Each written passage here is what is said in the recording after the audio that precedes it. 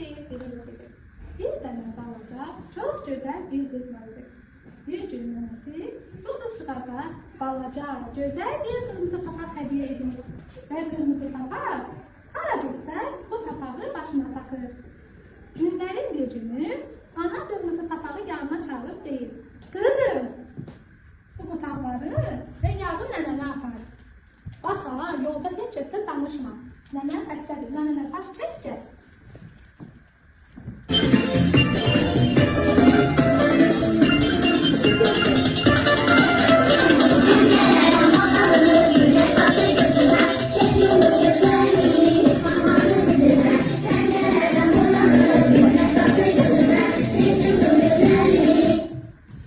Kırmızı papaq meşə ilə gedir. Bu zaman canavar çolların arasından qırmızı papağı görüb çox sevinir.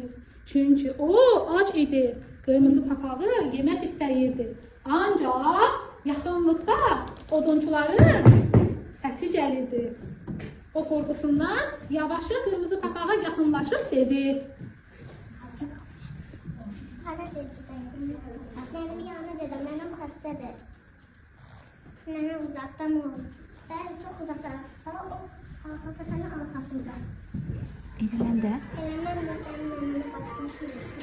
Sən bu yolla getdin, onun yanına gəlin. Nənə qalsın.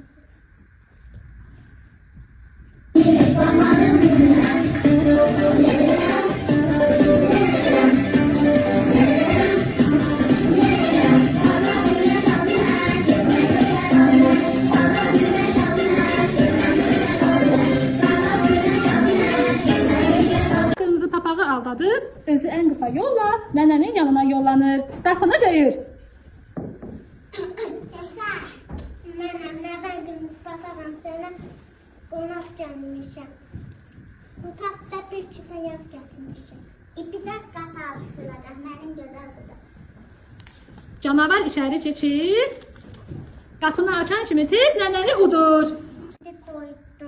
İndi doydum, qırmızı papaq gəlsin, onu da yer.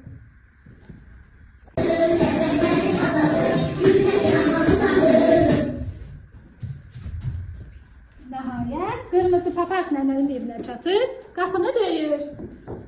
Kimsə, mənəm qırmızı papaq aldım. İpi dörtdən qapı.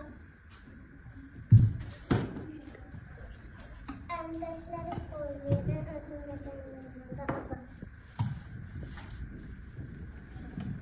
Nəcə, sənin belə gözlərin niyə belə böyükdür? Səni yaxşı görmək üçün mənim bax. Nənəcan, sənin qulaqların niyə belə böyükdür? Səni yaxşı eşitmək üçün mənim bax. Nənəcan, sənin belə əllər niyə belə böyükdür? Səni yaxşı qucaqlamaq üçün mənim bax. Nənəcan, sənin dişlər niyə belə böyükdür? Səni yaxşı yemək üçün mənim bax. Bu sözü deyən kimi canavar qırmızı papaq macal tapmadan onu vurdur. Odunçular çəkildi. Evdəki səs-küyü eşidib içəri daxil oldular. Canavarı qolundan tutub apardılar. Canavarı tutub qarnını yarıb nənə ilə nəvəni xilas etdilər. Bundan sonra onlar birlikdə xoşbəxt yaşadılar.